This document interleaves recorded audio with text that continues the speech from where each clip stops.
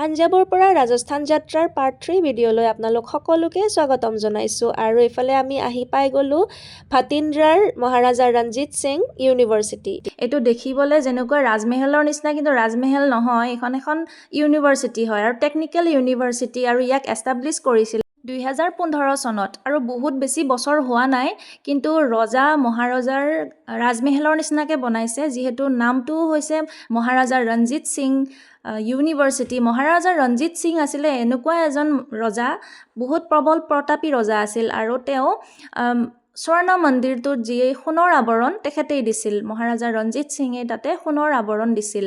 আৰু গৈ ইতিমধ্যে আমি হাৰিয়ানাত প্ৰৱেশ কৰিছোঁ আৰু হাৰিয়ানাৰ এয়া ৰাস্তা আৰু ৰাস্তাবোৰ ইমানেই ধুনীয়া আৰু ৰাস্তাৰ কাষৰ পৰিৱেশবোৰো বহুত ধুনীয়া, কেৱল খেতি পথাৰ আৰু চাইডে ইউনিভাৰ্চিটি কলেজ এইবোৰ। পাৰ্ট 4 ভিডিঅ'ৰ সৈতে লগ কৰাৰ আশাৰে এতিয়ালৈ বাই।